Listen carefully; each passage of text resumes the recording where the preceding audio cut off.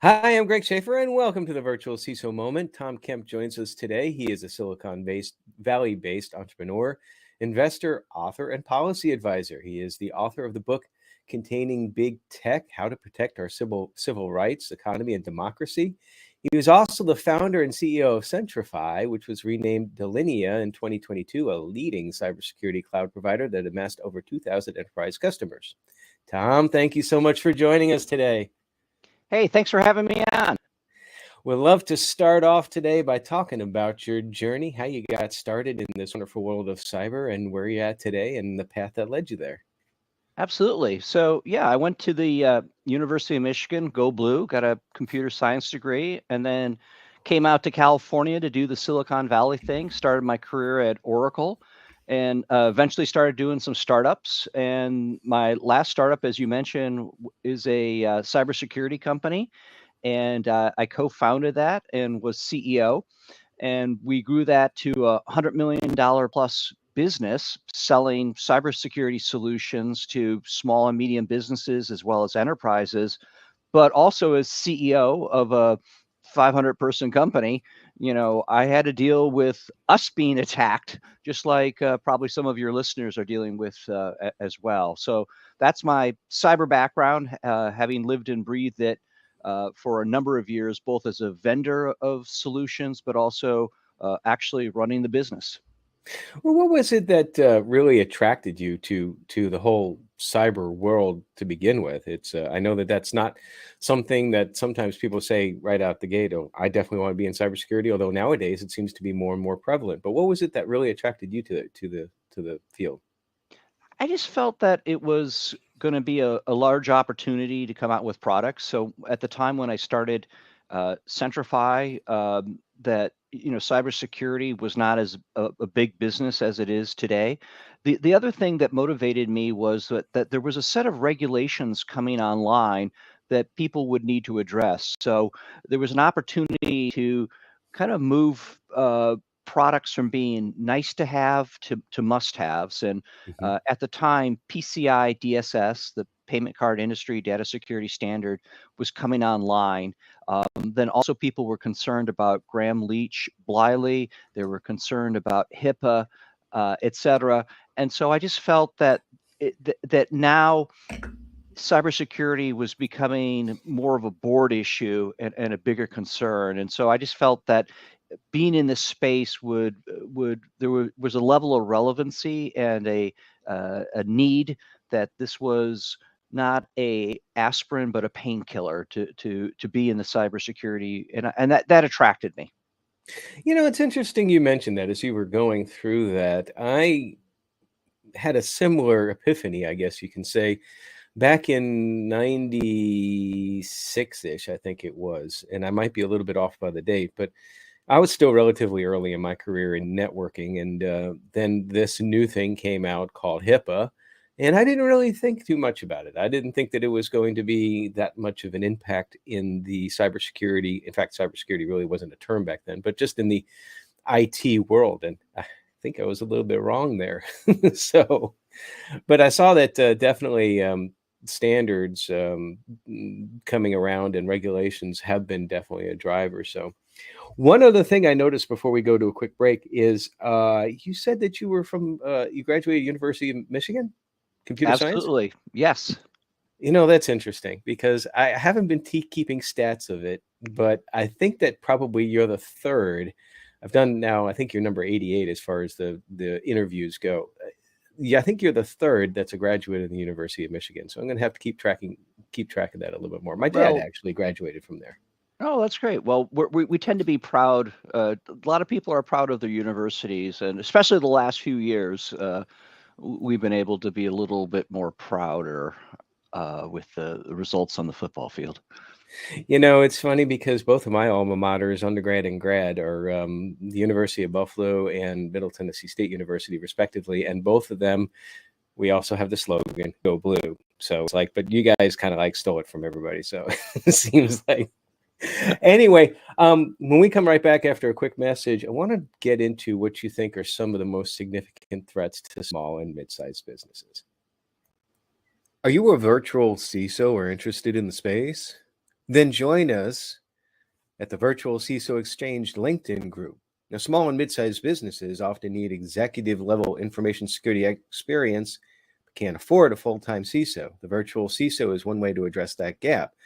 And this group is for current and interested vCISOs to discuss issues and challenges both generally in information security and those specific to the vCISO space. Go ahead and search for it on LinkedIn. All right, Tom, you've had 30 seconds to think about the answer to that question. So what do you think are some of the most significant or the most significant threats to small and mid-sized businesses today? I think if you look at the attacks that are coming in and the threats, it actually turns out that about 70 to 80% are identity related. And so it kind of goes back to the basics where the hackers find that it's the humans are the easiest to actually go after. And there is that have the proverbial keys to the kingdom. And so my recommendation, and I tell my family this, I tell my friends, is the importance and need to have multi-factor authentication. And in fact, after leaving Centrify as the CEO, I've been very heavily involved here in Silicon Valley in angel investing, and I've invested in 15 companies, many of which are in cybersecurity and privacy. And there's a company that I invested in called Share ID that actually is kind of a next generation MFA. So I'm kind of putting my money where my mouth is, so to speak. But back to the whole keys to the kingdom, that really means that there's this concept of privileged access where there are certain accounts that are more valuable to the hackers than others. And it also turns out that as you look at the type of accounts that tend to get hacked, that about 20% of those hacks actually come from insiders as well. And there's a great example from about 20 years ago in San Francisco that there was the IT guy, the network guy for the city of San Francisco. He locked everyone out. No Oh, one I could get remember this. access Yeah. yet. It was a guy by the name of Terry Childs. And so the person that had to visit him in prison to get the password was then Mayor Gavin Newsom. So there was like he was taken to the prison, and then the IT person finally gave up the password to unlock the city of San Francisco's network. And that's kind of a good example right there, where there needs to be some trusting but verifying of some of the insiders as well. There needs to be a vetting, and there needs to be some due diligence as well, because you will have people that become disgruntled, et cetera. And then the final thing I'll say is that I've actually, as it relates to the whole user identity thing and needing MFA, needing to lock down privileged accounts, potentially having a insider, look at what's happening from an inside perspective, is that there has been a shift of the attack vectors from business accounts to personal accounts, and they use the personal accounts to then get into the business accounts. And it's I think it's critical for CISOs to have that hard conversation with board members, the CEO and the CFO, and ask, hey, do you have MFA on your Gmail account?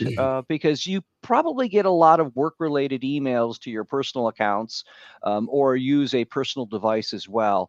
And I'm actually an investor in a company called Sunday Security that allows CISOs to work with their executive teams to help secure and lock down the personal accounts as well, but do so in a privacy preserving manner as well. But so there's examples of solutions that are out there to help lock down executives and provide that concierge service, because again, the attack vectors typically tend to be going after humans, that we're the weakest link, as they say. And so it turns out that most of the breaches are identity related, and it's basic things such as not having multi-factor authentication turned on, and those are some of the main threats in terms of if you actually analyze where the attacks are coming from, and who's being targeted. It's the CEOs, the CFOs, board members, etc. I'm going to follow that up with a comment and then a question. The comment is that I remember that story about San Francisco, but I had no recollection that that was Governor Newsom, then Mayor Newsom at the time. That's an interesting tidbit that I had no idea. So thank you for that. But getting back to multi-factor authentication, you mentioned one of the companies that you're an angel investor in. It's Share MFA or something along those lines. Share ID, yeah. Oh, Share ID. I'm sorry. But you were talking about MFA, and we have a problem now. MFA, I used to think was the end all do all, or pretty close to it as far as you can get with regards to securing accounts. But now we've got something called MFA fatigue. People pounding on the MFA until somebody just says, I don't have my phone here, but somebody just says, okay, I don't know what's going on, just okay, and leave me alone. Is that something that Share ID is trying to address? Or is that It, something you can't it, talk about? Or it is, but I think that the key thing is that there needs to be kind of a layer of identity analytics that basically says, this person doesn't have to do MFA if they're going from the same device and the same, IP, the same location at roughly the same time of the day as well. So I think these solutions are getting more intelligent where you don't actually have to constantly do it all the time, or you do it once and only if something significant changes. And the kind of the classic example of a weird breach happening is that if you see someone logging in to say Salesforce from New York, and then 5 minutes later they're logging in from London, this impossible time travel scenario as well, then that person probably, that access attempt probably should be served the MFA request and they should hit the button, right? Or Mhm. type in the code. But if they're doing it, if they're headquartered in New York, they're doing it from the home IP address that they've always done it from the same PC at 9 o'clock in the morning Eastern time, then yeah, the solution should be smart and intelligent enough, so that people don't have to jump through the hoop. So it's about diminishing risk. And I think those are some of the better capabilities that you find in modern MFA, where it layers on a level of analytics to look at past behavior, and it's behavioral based MFA as well. Yeah, that makes complete sense. And certainly I know that starting with UEBA back 10 years ago, that was a big hit on the market back then. Um, we have, excuse me, I'm sorry, I don't know if you could hear that, but my phone was ringing in the background there, so I just had to shut it off.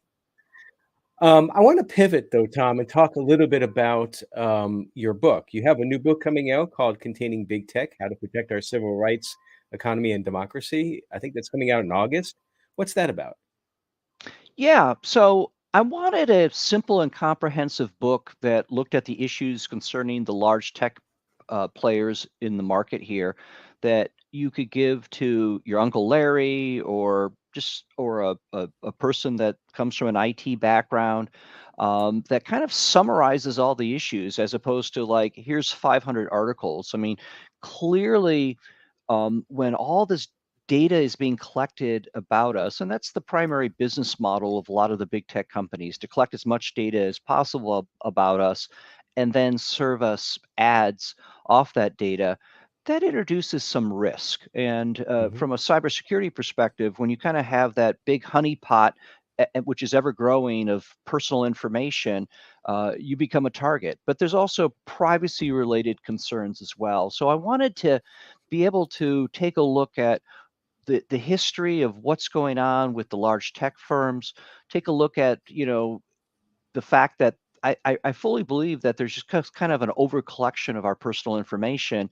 And what's now happening is that data can be weaponized against us, not only Yeah. from an identity theft perspective, but it can introduce, like, if you can use a system for advertising to target certain people, you can use that same system to exclude certain type of people from seeing ads, like when it comes to housing. But I think that the kind of the star of the book is AI.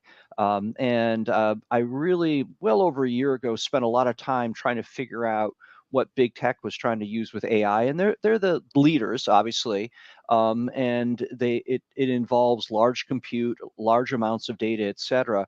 And so I think this is a good kind of up-to-date and fresh look at how the large technology companies are using AI, a lot of it for good, but also I think it also provides a kind of a warning to some of your listeners that, hey, that AI can also be used to introduce bias or could inadvertently be used from an exploitative perspective as well. And so that's what the book is about, is just really looking at the issues, the good, the bad, the ugly, associated with the largest providers of technology, whose products that we all use, not only Hmm. on a personal basis, but obviously in the enterprise. A lot of your listeners, use AWS, the Amazon Web Services, or Google Cloud, or Microsoft Azure. We obviously use Microsoft, for our PCs, a lot of our internal software, et cetera. So I wanted to give a view in terms of what they're doing with AI, how they use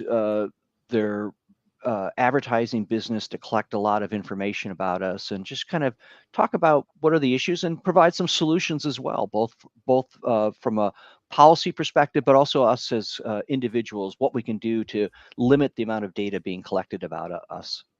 Well, and it's definitely very timely, and I'm glad that you mentioned that right at the end there because that's exactly what I was thinking about. There is so much data collected about us. I just took my phone out of my belt holder. This alone um, has so much associated with it with regards to it can track me, it can listen to me. A lot of times people are like saying, I just got on Facebook and here's an ad for Ferrari. And I was just talking about Ferraris a few minutes ago. How did that happen? And there's got to be some sort of connection there in your behavior, and that's being collected somewhere. And the more it's being collected, the more it's being placed in a possibility to be analyzed for some sort of use. We never really had to worry too much about that until AI came around. So now, if all of this information is already out there, what is something that both from a business standpoint and a personal standpoint that we can do to minimize the risk of, for lack of a better way to say it, something bad happening because AI is misusing our data? Yeah, I think it really goes to reducing the data footprint, because we emit data like cars emit exhaust, right? And it's Yeah. being hoovered up. And as I said before, we didn't really think too much about it because it was all about those Ferrari ads, and it was like, oh, that's kind of creepy, but okay, that's fine. Hmm. But now, that data could actually be used to target key employees within the organization, in terms of answering the security questions, or piecing together enough information to set up a bank account that's associated with you, in terms of knowing your past addresses and other bits of information as well. And Right. so I think what I recommend is reduce your data exhaust. And there's ways that you can do it. Like, first and foremost, on the iPhone, you can turn on this feature called ATT. It's App Tracking Transparency, not AT&T, but it's called AT&T, where it actually says, "Hey, stop the third-party trackers from collecting data about me," which are mainly these entities called data brokers. You can Hmm. turn that on. There's a free plugin. Um, for the browser, it's called Privacy Badger, that does the same thing. And then on Android, that there are some security solutions for consumers, and one of which I use is DuckDuckGo. I don't use it to browse, but I use it to block third-party tracking. Hmm. And because oftentimes the third-party trackers, some of them could actually be malicious, that are embedded in certain apps as well, that could be leaking the data that you provide. And so this blocks all the third-party trackers. And then there's also services that delete your data from data brokers, that you can utilize. So basically, data is going to become the new attack. I mean, I talked about identity being the main attack vector for hackers. I think what's going to change, given what you brought up, Greg, AI, and how AI can process and parse the information and do a better job of knowing you, and be able to, the hackers can use that to trick you, because they can send an email from someone that that they figure out that you're closely associated with. They can optimize the phishing email based on your interest, etc. Like Right. they could send it from your country club or something about your favorite sports team. Click here, Now, etc. just because I mentioned Ferrari doesn't mean that I have one or I'm in a country club or anything like that. So the point is that what's going to happen is the attack vector is going to shift from Mhm. identity to the data about you, to leverage that to be able to steal your identity, break into your business, etc. So you do want to reduce that identity footprint out there, and that's key. That's critical. And there's ways to do it. I talk about that in the book Containing Big Tech. And you mentioned DuckDuckGo. That reminded me too that they also have a product out there, which I use on a personal email account, where you can have your email go through there. They'll give you a duck.com email address, and it'll allegedly, they say that it'll strip off trackers before then delivering on to you. So it does seem to work. I've gotten emails saying that have gone to the duck.com email, and then filtered through. It said that DuckDuckGo, boy, that's tough to say, has removed like X number of trackers from this. So that's good stuff. I definitely want to look into some of these. I'm going to let you know afterwards, though, whether or not I'm going to get off of this when we're done, and I'm going to get on Facebook and I'm going to see how long it takes to see a Ferrari ad. So let's say Ferrari a few more times and see what happens. And then I'm going to actually, I have not heard of ATT. I do have an iPhone. That's, you said it was the iPhone app, right? I'm going Yeah, to try that. it's a setting, Oh, it's a that you setting. go in, Yeah. go to privacy security, and it basically, these third-party trackers are built in via SDKs to the mobile apps. And the vast majority are, Google Analytics or Meta or Amazon. They've built in, but sometimes you and some of your employees may have downloaded apps that actually have bad trackers that Right. are sitting there, collecting information that you don't want them to collect. And so it's all about, you know, again, it's the shift from the identity as the attack layer, attack vector, to the data surface that you have. And it's best to reduce the data surface, because more data that's sloshing around gives the ability in the world of AI for people to then figure out your password, figure out your security questions, build a map of who you are so they can tie the information together to steal or steal your identity or set up a credit card in your name, etc. And so that's how we need to protect ourselves. We need to reduce that data footprint. A lot of stuff there, and certainly I know that being in cyber and IT, you've had a very long and interesting career and continue to do so. But there's got to be some stresses associated with it. What's one of the things that you do, even from stresses from just being an angel investor? Things kind of go south, maybe sometimes. Hopefully not. But what's one of the things that you do to help to de-stress, decompress, get away? Because it's so important to not get sucked in so much that we burn out. Yeah, I like to spend quality time with my family, and if people are at a career that is part of their based on who they are, etc. It's important to have friends as well. And my youngest is still in high school, and pretty soon I will be an empty nester. So treasure those moments of having kids under your roof. So I Yes. urge people to invest in their family and friends, etc. And then the other thing is that, outside of work, outside of focusing on cybersecurity, because you're right, it can be incredibly stressful, right? And having been CEO of a small and medium business, you worry that like there's something bad that can happen that can ruin your brand reputation or your key data.